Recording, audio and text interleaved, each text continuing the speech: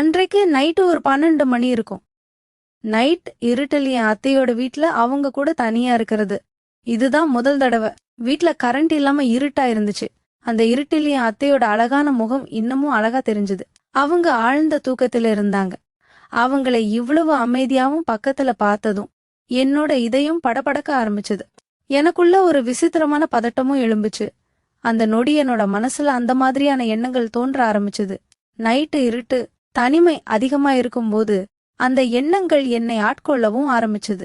அன்றைக்கு நைட்டு அந்த எண்ணங்கள் என் உடல் முழுக்க பரவவும் ஆரம்பிச்சது.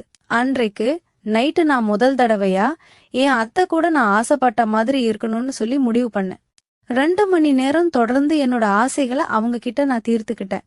என்னோட அத்தை என்னை விட 5 வயசு மூத்தவங்க. அவங்க ரொம்ப அழகாவும் இளமையாவும் இருப்பாங்க. அவங்களோட கணவர் வெளிநாட்டுக்கு போகும்போது அவங்களுக்கு கல்யாணமாகி 2 மாசம் மட்டும்தான் ஆகி இருந்துச்சு. அதுக்கப்புறமா அவங்க தன்னோட வீட்டுல தனியா தான் வாழ்ந்துட்டு வந்தாங்க. அவங்க அடிக்கடி சின்ன சின்ன விஷயங்களுக்கு கோவப்படுவாங்க. அவங்க என்னோட அம்மாவை கூப்பிடுவாங்க. நான் அந்த வாய்ப்பை பயன்படுத்திக்கிட்டு அவங்க வீட்டுக்கு வந்துருவேன். ஏன்னா என்னோட அம்மா தொடர்ச்சியா எனக்கு அட்வைஸ் பண்ணிக்கிட்டே இருப்பாங்க. என்னால அதை தாங்கிக்க முடியல. அதனால வாய்ப்பு கிடைச்சதும் வீட்டில இருந்து வெளியேறிடுவேன். இன்னைக்கும் அதே மாதிரி நான் காலேஜ்ல இருந்து வீட்டுக்கு வந்தப்போ என்னோட அத்தை வீட்டுல இருக்கிறத பார்த்தேன். அவங்களோட முகம் ரொம்பவே வருத்தமா இருந்துச்சு. நான் அவங்க கிட்ட போயிட்டு, என்னாச்சு அத்தைன்னு சொல்லி கேட்டேன். சரியான நேரத்துல ஈபி பில் கட்டாததுனால காலையில இருந்து வீட்டுல கரண்ட் இல்லைன்னு சொல்லி அத்தை சோகமா சொன்னாங்க. இத சொல்லும் போதே அவங்க கண்கள்ல கண்ணீர் வழிய ஆரம்பிச்சது. பில் கட்டாதது ஏன்னு என்னோட அத்தை கிட்ட கேட்டேன். உன்னோட மாமா வெளிநாட்டில இருக்காங்கன்னு உனக்கு தெரியும். நான் இங்க தனியா இருக்கேன். என்னால என்ன பண்ண முடியும்? உங்க மாமா சரியான நேரத்துல பணமும் போட்டு விடல. நானும் மின் கட்டணத்தை செலுத்த மறந்துட்டேன். அதனாலதான் கரண்ட் போயிடுச்சு. என்னோட அத்தை சொன்னதை கேட்டதும் நான் அவங்கள ஆறுதல் படுத்தி என் கூட வாங்க, இன்னொரு பில்லு வாங்குவோம், அப்புறமா நம்ம பணம் கட்டுவோம், அதுக்கப்புறம் உங்க வீட்டுக்கு திரும்பவும் அவங்க கரண்ட் கனெக்ஷன் கொடுத்துருவாங்கன்னு சொன்னேன். இத கேட்டதும் என்னோட அத்தை சந்தோஷப்பட்டாங்க. நான் பசியோடையும் தாகத்தோடையும் அவங்க கூட கிளம்புனேன். நான் பில்ல வாங்கி கொடுத்தேன். ஆபீஸ்க்கு போயிட்டு திரும்ப வரும்போது என்னோட அத்தை என்ன அவங்க கூட வீட்டுக்கு கூட்டி போயிட்டாங்க. நைட்டு இருட்டா இருக்கும். வீட்டுல கரண்ட் இன்னும் வரல. நான் வீட்டுக்குள்ள நுழைஞ்சதும் எங்களால எதையுமே பார்க்க முடியல. நான் உடனடியா என்னோட போன்ல டார்ச் லைட் ஆன் பண்ணேன். இருட்டுல அத்தைய பார்த்ததும் திடீர்னு எனக்கு ஒரு எண்ணம் என்னோட மனசுல தோணுச்சு. நான் அத்தை கிட்ட போய், படுக்கையில உட்காருங்க, நான் பார்த்துட்டு வெளிச்சத்துல சில ஏற்பாடுகளை செய்யறேன்னு சொன்னேன். அத்தையும் எனக்கு இருட்ட பார்த்தா பயமா இருக்குன்னு சொன்னாங்க. அதனாலதான் நான் உங்களை கூட்டிட்டு வந்தேன். இத கேட்டு நான் அன்பா அத்தை கிட்ட தோள்ல கை வச்சு, அத்தை கவலைப்பட தேவையில்லை, நீங்க வீட்டுல தனியா இல்லன்னு சொல்லி அத்தையோட கைய பிடிச்சு பெட்ரூமுக்கு கூட்டிட்டு போனேன். நான் சில நிமிஷங்கள்ல திரும்பி வந்துருவேன், நீங்க வசதியா உட்காரலான்னு சொல்லி சொன்னேன். அவங்க ரூம் விட்டு வெளியேற ஆரம்பிச்சாங்க. அத்தை பயந்து என்னோட கைய பிடிச்சுக்கிட்டாங்க. அப்போ என்னோட இதயம் படபடக்க ஆரம்பிச்சது. நான் அவங்களுக்காக விளக்கேத்தினேன். கவலைப்படாதீங்க, மின்சாரத்துக்கான சில ஏற்பாடுகளை செய்வோம். என்னோட வார்த்தைகள் என்னோட அத்தைய சமாதானப்படுத்துச்சு. நான் உங்களோட ரூமை விட்டு வெளியே வந்து யாரும் எதையும் சந்தேகிக்காம இருக்கணும்னு என்னோட வேலையை முடிக்கணும். அவங்களோட தனிமையை எப்படி பயன்படுத்திக்கிறதுன்னு யோசிக்க ஆரம்பிச்சேன். அத்தை என்னை அவங்களோட மருமகன்னு நினைச்சு குருட்டுத்தனமா நம்புனாங்க. ஆனா என்னோட உணர்வுகளை திருப்திப்படுத்த நான் வேறொரு தந்திரத்தை விளையாட வேண்டியிருந்துச்சு. அதுக்கப்புறம் கொஞ்ச நேரம் யோசிச்சதுக்கு அப்புறமா நான் ஒரு கிளாஸ்ல பல்ல தூக்க மாத்திரையை கலந்து அத்தை கொடுத்தேன். கரண்ட் இன்னும் வரல. அதனால அத்தை அந்த பால் கிளாஸ் குடிச்சிட்டு என்கிட்ட பேச ஆரம்பிச்சாங்க. அத்தை ரொம்பவே வருத்தப்பட்டாங்க. உங்க மாமா வெளிநாட்டுல வேறொரு கல்யாணம் செஞ்சுக்கிட்டதா அவங்க நினைச்சாங்க. அவர் போனதுல இருந்து அத்தைக்கு நேர்ல போன் பண்ணி திரும்பி வரக்கூடாதுன்னு பேசுவார். மாமாவை பத்தி பேசும்போது அவங்க கண்ணீர் விட்டு அழுதாங்க. நான் அவங்கள விரைவா அணைச்சு கவலைப்பட தேவையில்லைன்னு அவங்கள சமாதானப்படுத்த முயற்சி பண்ணேன். மாமா ஒரு நாளும் அந்த மாதிரி செய்ய மாட்டாரு. அவர் வேலையில பிஸியா இருந்திருக்கலாம். மத்தபடி உங்களை விட்டுட்டு இன்னொரு கல்யாணம் பண்ணிக்கிட்டு அவர் அவரோட வாழ்க்கைய பாப்பாருன்னு நீங்க எப்படி நினைக்கிறீங்க? கவலைப்படாதீங்கன்னு சொன்னேன். அத்தை மனசுல இருக்கக்கூடிய பாரத்தை குறைக்கிறதுக்காக அழுதுகிட்டே இருந்தாங்க. என்னோட தோல்ல சாஞ்சுக்கிட்டு, உன் மாமாவை பத்தி தான் எனக்கு கவலையா இருக்குன்னு சொல்லி அழுதுகிட்டே இருந்தாங்க. இப்படியே அத்தை பேசிட்டு இருக்கும் போதே ஆழ்ந்த தூக்கத்துக்கு போயிட்டாங்க. அவங்களோட இளஞ்சிவப்பு புடவைய தூங்கிக்கிட்டு இருந்தாங்க. அவங்கள பார்க்கும்போது ஒரு பொம்மை மாதிரி இருந்தாங்க. அவங்கள பார்த்து எனக்கு உண்மையிலேயே பதட்டம் தான் ஏற்படுத்துச்சு. என்னோட இலக்க விரைவில் அடையணும்னு நான் ஆசைப்பட்டேன். அதனால என்னோட அத்தையோட தனிமையையும் அவங்களோட மயக்கத்தையும் நான் முழுமையா பயன்படுத்திக்க. கிட்டு விடியற வரைக்கும் அத்தையோட என்னோட ஆசைகளை நான் நிறைவேற்றிக்கிட்டே இருந்தேன். நான் ரொம்பவே சோர்வாக்கிட்டேன். அதனால அவங்க கூடவே அந்த படுக்கையிலேயே படுத்து தூங்கிட்டேன். காலையில நான் எழும்பும்போது அவங்க எழும்பி என்ன கோவமா பாத்துக்கிட்டு இருந்தாங்க. அவங்க என்ன கோவமா பாத்துட்டு இருக்கிறத பார்த்ததும் எனக்கு ஒரு நிமிஷம் நைட்டு நடந்த இல்ல விஷயமும் அவங்களுக்கு தெரிஞ்சிருச்சோ அப்படின்ற பதட்டம் எனக்குள்ள ஏற்பட ஆரம்பிச்சுது. என்ன நடந்துச்சு, ஏன் என்ன அப்படி பாக்குறீங்கன்னு கேட்டேன். ஒரு நிமிஷம் பாதி நாள் ஆக்காயிருச்சு. நீ இன்னும் தூங்கிட்டு இருக்கியா? எழும்பி உன்னோட வீட்டுக்கு போ. உன்னோட அம்மா உன்னை பத்தி கவலைப்படுவாங்க அப்படிங்கிற எண்ணம் உன்னோட மனசுல இருக்கா இல்லையா? நான் முகம் சுழிச்சுக்கிட்டு, உங்க அம்மாவுக்கு வேற வேலை என்ன இருக்கு? அவங்களோட அற்பமான விஷயங்களுக்கு மட்டும்தான் கோவப்படுறாங்க. நான் வேற யாரோட வீட்லயே இல்ல, நீங்க என்னோட அத்தை. இத சொல்லி நான் என்னோட அத்தைய மெதுவா பிடிச்சு என்னோட பக்கத்துல உட்கார வச்சேன். என்ன கொஞ்சமும் கொஞ்சம் வேண்டிய அவசியம் இல்ல. நேத்து நைட்டு ஏன் நீ என்னோட படுக்கையில தூங்குன? அது நல்லா இல்ல. வீட்ல வேற ரூம் இருக்கு, இல்லனா நீ சோபால தூங்கி இருக்கலான்னு. என்னோட அத்தையோட வார்த்தையை கேட்டதும் எனக்கு கொஞ்சம் சங்கடமா இருந்துச்சு. நல்ல வேளை நேத்து ராத்திரி என்ன நடந்துச்சுன்னு அவங்களுக்கு தெரியாது. நான் உங்களை பொருட்படுத்தாம எழும்பி ஃப்ரெஷ் பண்ணிட்டு அப்புறம் வீட்டுக்கு போயிட்டேன். அம்மா கோவமா உட்காந்து, நீ நேத்து போயிட்டியா, இன்னைக்கே திரும்ப வந்துட்டியா அப்படின்னு கேட்டாங்க. என்னோட அம்மா கிட்ட சொன்னேன், என்னோட அத்தைக்கு இருட்டுனா பயம், அதனாலதான் நான் நைட்டு வரல. இப்போ காலையில கரண்ட் வந்துடுச்சு. இப்போ என்னோட அத்தை கவலைப்பட மாட்டாங்க. என்னோட அம்மா சொன்னாங்க, உங்க அத்தைக்கு சின்ன விஷயத்துக்கு கோவப்படுற பழக்கம் இருக்கு. அவங்க கணவர் மறுமணம் பண்ணிக்கிட்டாருன்னு நினைக்கிறாங்க. அவங்க மனசுல இருக்க இந்த மாயையை எப்படி முடிக்கும்னு எனக்கு தெரியல. அவங்க கணவர் அங்க ரொம்ப கஷ்டப்படுறாங்க. அவங்க எல்லா நேரமும் தன்னோட போன்ல பேசணும்னு உன் அத்தை ஆசைப்படுறா. உன்னை அத்தை இந்த மாதிரி பண்றது அம்மாவுக்கு ரொம்பவே வருத்தமா இருந்துச்சு. நான் அவங்கள பார்த்து தலையாட்டினேன். 2 நாள் போச்சு. நான் திரும்பவும் அவங்க வீட்டுக்கு போகவே இல்லை.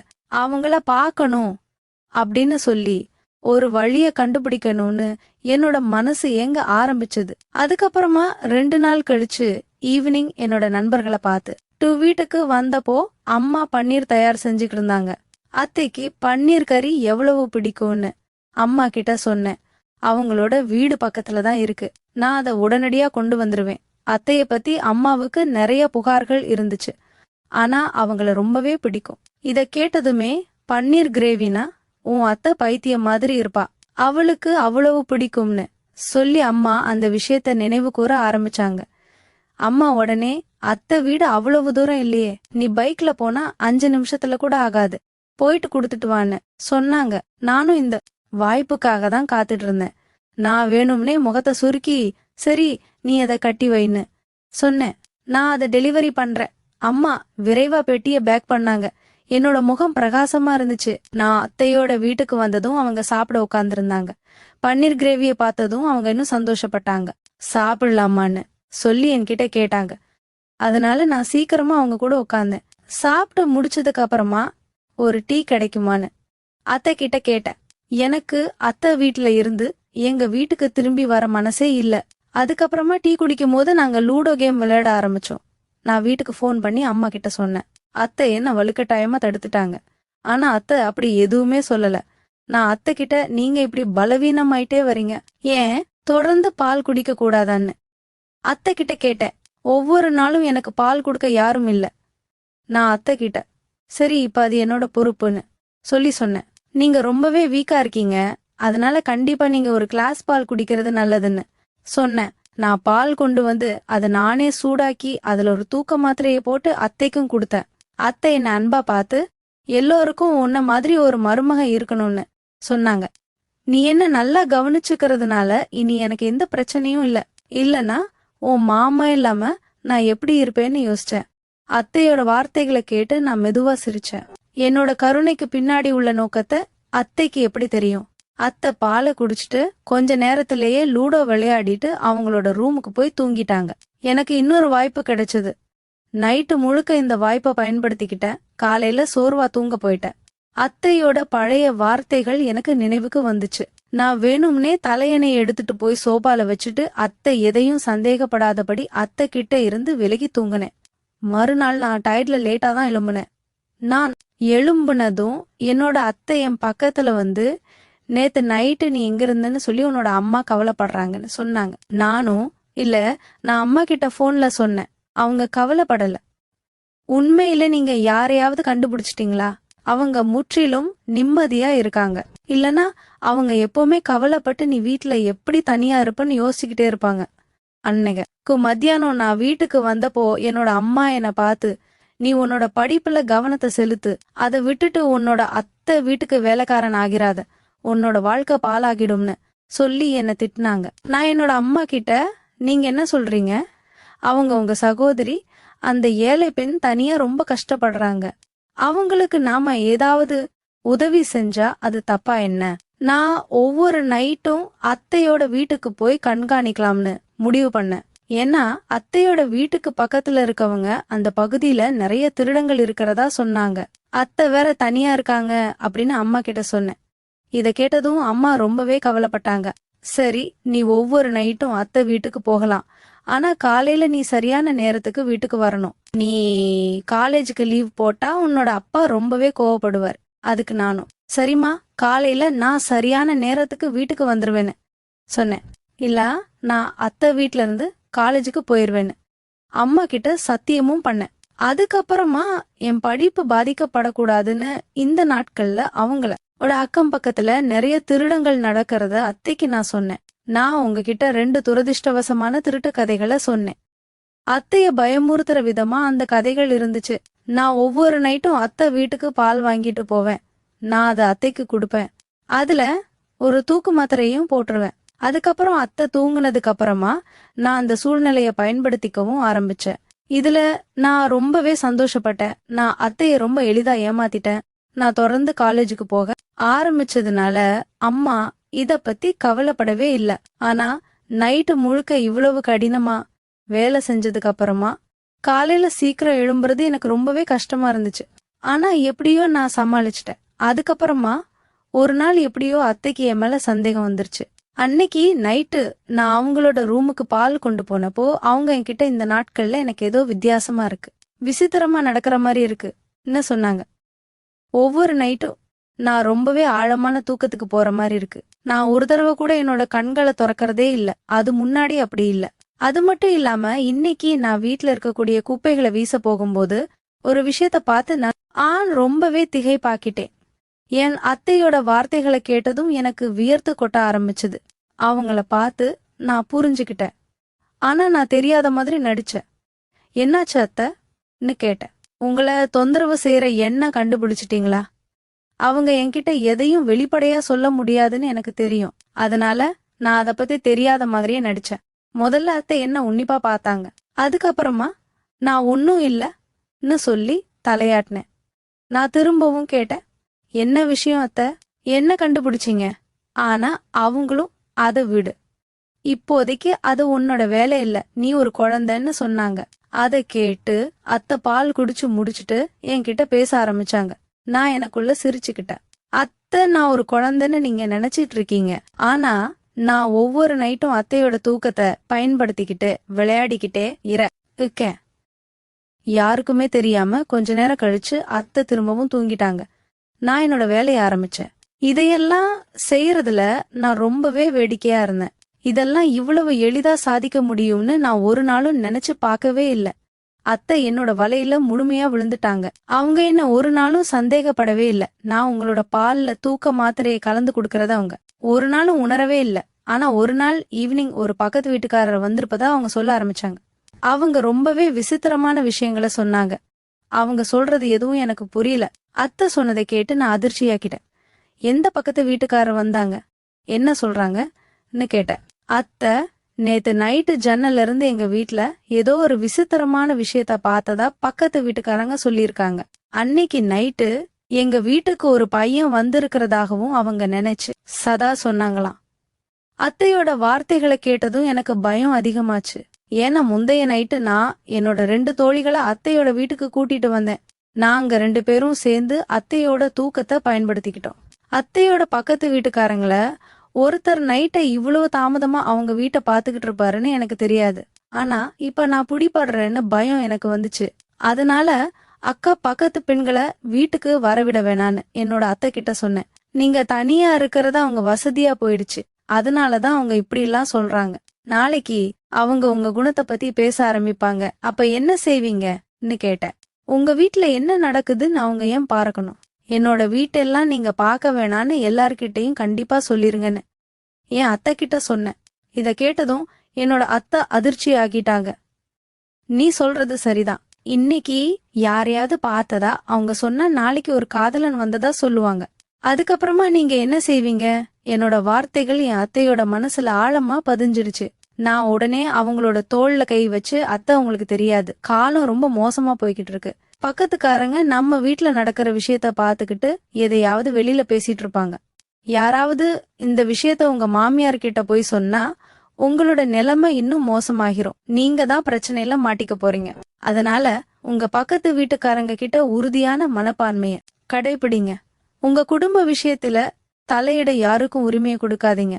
அத்தை எனக்கு நன்றி சொல்லிட்டு, நீ உண்மை சொன்ன, இப்ப இந்த பக்கத்து வீட்டுக்காரங்கள என் வீட்டுக்குள்ள வரவிட மாட்டேன்னு சொன்னாங்க.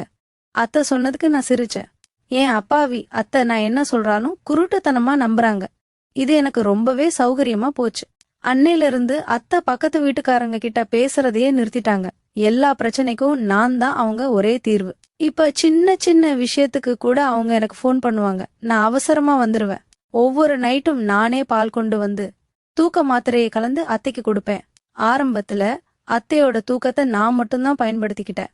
ஆனா அதுக்கப்புறமா படிப்படியா என்னோட கல்லூரி நண்பர்களை அத்தையோட வீட்டுக்கு கூட்டிட்டு வர ஆரம்பிச்சேன். அவங்க ஆழ்ந்த தூக்கத்துல இருந்ததை நாங்க பயன்படுத்திக்கிட்டோம்.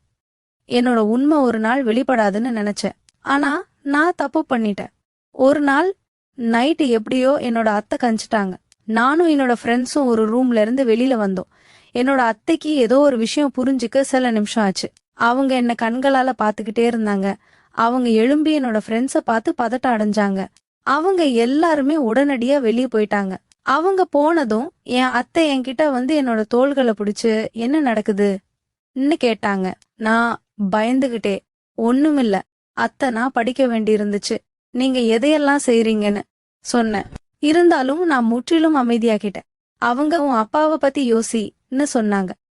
நீ உன்னோட அம்மாவுக்கு ஒரே பையன். நீ கடினமா உழைச்சு எக்ஸாம்ல பாஸ் பண்ணலனா உன்னோட அம்மா கஷ்டப்பட்டதெல்லாம் வீணாகிரும். உன்னை இந்த டவுன்ல சிறந்த காலேஜில சேர்க்கறதுக்கு அவங்க தன்னோட ஆசைகள் எல்லாத்தையுமே தியாகம் பண்ணிருக்காங்க. ஒருவேளை உன்னோட அப்பா, உன்னோட சகோதரிகள் நீ திறமையானவன்னு தெரியாது. இவ்வளவு மதிப்பு மிக்க காலேஜுக்கு போயிட்டு படிக்காம காமவெறி பிடிச்ச நண்பர்கள் கூட்டத்துக்குள்ள விழுந்துட்ட. அதனாலதான் நீ இந்த குற்றப்பாதையில இறங்கி இருக்க. நான் இப்போ உன்னோட அம்மாவுக்கு ஃபோன் பண்ணி சொல்றேன். அத்தையோட வார்த்தைகளை கேட்டு எனக்கு சுய நினைவு வந்துச்சு. அத்தைக்கு முன்னாடி கை கூப்பி அம்மா கிட்ட எதுவும் சொல்லிடாதீங்க, அவங்க மனசு உடைஞ்சு போயிருவாங்க. அத்தை, நீங்க இதையெல்லாம் செய்யறதுக்கு முன்னாடி யோசிச்சிருக்கணும்னு சொன்னாங்க. நான் பால்ல தூக்க மாத்திரைய கலந்து கொடுத்தப்போ ஆழ்ந்த தூக்கத்துல தூங்கிட்டு இருந்தேன்னு நினைச்சேன். அதனாலதான் நேத்து நைட்டும் நான் பால் குடிக்க. ஆனா நீ என்னோட தனிமையை சாதகமா பயன்படுத்திக்கிட்டு என் வீட்டுல இப்படி ஒரு விருந்து ஏற்பாடு செய்வ. பெண்களையும் பசங்களையும் கூட்டிட்டு வந்து இங்க எதையெல்லாம் செய்வன்னு எனக்கு தெரியாது. நீ வெக்கப்படணும். அவங்க சோபால உட்காந்து அழுதுகிட்டே இருந்தாங்க. நான் ஒரு நாளும் அப்படி செய்ய மாட்டேன்னு அவங்களுக்கு உறுதி அளிச்சேன். ஆனா அவங்க என்ன ஏத்துக்க தயாரா இல்ல. அவங்க சொன்னாங்க, உன் சொந்த அத்தைய ஒவ்வொரு நாளும் தூக்க மாத்திரையால தூங்க வச்சு முடிஞ்சா நீ எதையும் செய்ய முடியும். நீ என்னோட தனிமையையும் என்னோட உதவியற்ற தன்மையையும் பயன்படுத்திக்கிட்டு என் வீட்டை ஒரு கிளப்பா மாத்திட்ட. நீ என்னோட மருமகன்னு சொல்ல கூட எனக்கு வெக்கமா இருக்கு. நான் என்னோட அத்தையோட கால்ல உட்காந்து மன்னிப்பு கேட்டேன். ஆனா அன்னைக்கு நைட் அவங்க என்ன வெளியே போக சொல்லிட்டாங்க. நான் இனி ஒரு நாளும் அவங்க வீட்டுக்குள்ள வரமாட்டேன்னு சொன்னேன். நான் நைட்டு என்னோட அத்தை வீட்டை விட்டு வெளியேறி என்னோட வீட்டுக்கு திரும்பிட்டேன். என்னோட அம்மா என்ன பார்த்து ரொம்பவே வருத்தப்பட்டாங்க. முதல்ல நான் அவங்க கிட்ட போய் எனக்கு உடம்பு சரியில்லைன்னு சொன்னேன். என்னோட அத்தையோட வீட்டுல தூங்க முடியலன்னு சொன்னேன். அதுக்கப்புறமா நான் நேரா என்னோட ரூமுக்கு போனேன். அத்தை அம்மா அப்பா கிட்ட எல்லாத்தையும் சொன்னா எனக்கு என்ன நடக்குமோன்னு பயம் என்ன ஆட்டி வைக்க ஆரம்பிச்சது. அப்பா ரொம்ப கண்டிப்பா இருப்பாரு, என்ன மன்னிக்கவே மாட்டாரு. ஆனா அத்தை அம்மா அப்பா கிட்ட எதுவும் சொல்லாம என்கிட்ட அன்பா இருந்தாங்க. அவங்க அந்த ஃப்ரெண்ட்ஸ் கூட பழக கூடாதுன்னு சொன்னாங்க. அத்தையோட அறிவுரையை கேட்டு நான் நடந்துகிட்டேன். ஆனா அடுத்த செமஸ்டர்ல நான் ஃபெயில் ஆயிட்டேன். இது என்னோட அம்மாவை ரொம்பவே அதிர்ச்சி ஆகுச்சு. அப்பாவும் ரொம்ப பொறுமையா இருந்தாரு. ஆனா நான் 2 பேருக்கும் நான் கஷ்டப்பட்டு படிச்சு எல்லா எக்ஸாமையும் நல்லா பாஸ் பண்ணுவேன் சொன்னேன். சொல்ல போனா நான் என்னோட காலேஜ் ஃப்ரெண்ட்ஸோட வலையில விழுந்துட்டேன். என் ஃப்ரெண்ட்ஸ் எல்லாருமே அவங்க வீட்ல பார்ட்டிக்கு போடுவாங்க. பொண்ணுங்களை கூப்பிட்டுட்டு போதை வஸ்து போடுவாங்க. அவங்க என்ன அப்படிதான் பண்ண சொன்னாங்க. ஆனா எனக்கு எதுவும் செய்ய வாய்ப்பு கிடைக்கல. அதனால என்னோட அத்தை வீட்ல ஆறுதல் கிடைச்சப்போ என் ஃப்ரெண்ட்ஸ கூப்பிட்டுட்டு அங்க பார்ட்டி பண்ண ஆரம்பிச்சேன். அத்தை இந்த உண்மைய சொன்னப்போ எனக்கு ரொம்ப வருத்தமா இருந்துச்சு. அதுக்கப்புறம் என்னோட ரிசல்ட் மோசமா இருந்தப்போ என்னோட கெட்ட ஃப்ரெண்ட்ஸ் எல்லாரையும் விட்டுட்டேன். அதிர்ஷ்டவசமா என் போதை பழக்கம் அவ்வளவு வலுவா இல்ல. அதனால நான் அதிலிருந்து சீக்கிரமா விடுபட முடிஞ்சது. இப்ப நான் என் படிப்புல முழுமையான கவனத்தை செலுத்திட்டு வரேன். நண்பர்களே, இந்த கதையிலிருந்து கத்துக்க வேண்டிய பாடம் என்னன்னா, உங்க பிள்ளைகள் தவறான செயல்கள்ல ஈடுபடுற அளவுக்கு அதிக சுதந்திரம் கொடுக்காதீங்க. அவங்களோட நடவடிக்கைகளை நீங்க கண்டிப்பா கவனிக்கணும். இல்ல அப்படின்னா உங்களோட பிள்ளைகளும் இது போன்ற ஒரு பாதாள குழியில போய் விழுந்துருவாங்க. விழுந்ததுக்கு அப்புறமா அவங்கள மீட்டு கொண்டு வர்றது அவ்வளவு ஈஸியான விஷயம் இல்ல. இது போன்ற இன்னொரு சுவாரஸ்யமான கதையில் சந்திக்கலாம். நன்றி. Hi friends, welcome to my channel. இந்த மாதிரி சுவாரஸ்யமான கதைகளை கேட்க நீங்க இப்பதான் நம்ம சேனலுக்கு முதல் முறையா வரீங்கன்னா மறக்காம நம்ம சேனலை சப்ஸ்கிரைப் பண்ணிக்கோங்க. பக்கத்துல இருக்க பெல் ஐகானை கிளிக் பண்ணிக்கோங்க.